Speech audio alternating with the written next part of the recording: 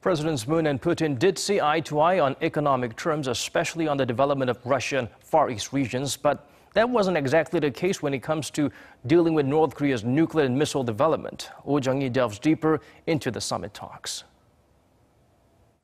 Wednesday's summit talks between President Moon Jae-in and his Russian counterpart, President Vladimir Putin, became the meeting stage for the two countries' economic goals.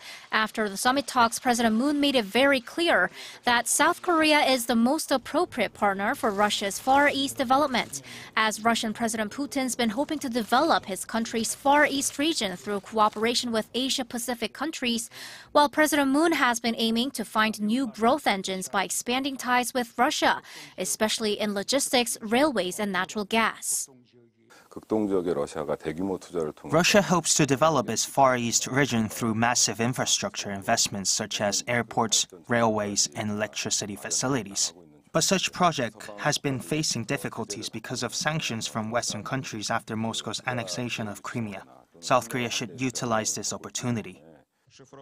Seoul and Moscow agreed to carry out joint projects at harbor areas of Vladivostok and work on signing an FTA between South Korea and the Eurasian Economic Union.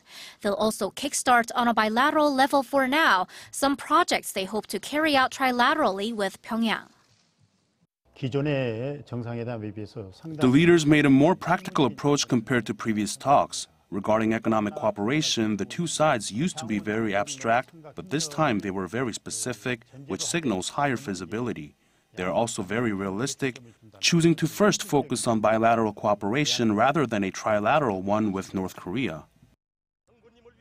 But in regards to a growing threat posed by North Korea's provocations, the two leaders weren't able to narrow down their different perspectives. President Putin reiterated his stance that pressure and sanction can't be the ultimate solution to Pyongyang's nuclear ambition. And while Russia holds the key in cutting oil supply and cash flow to the North Korean regime, such measures weren't mentioned in the two leaders' joint statement.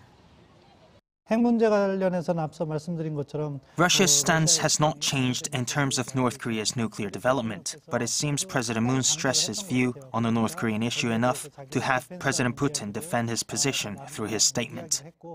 However, experts say Seoul's expanded economic cooperation with Moscow could play a role in curbing North Korean threats. Putin wants the Russian Far East developing. So he needs investment and economic cooperation with the Asia-Pacific countries. And North Korea is obstacle to his plan in developing Far East. Moon Jae-in can maximize Korea's security interest by utilizing economic issues. Although the two leaders didn't see eye to eye on all issues discussed at their summit, experts believe Seoul was able to gain leverage at some extent from Moscow for dealing with Pyongyang. As President Moon stressed, solving the North Korea issue and easing tensions on the Korean peninsula are critical for the development of Russia's Far East. Jung-hee, Arirang.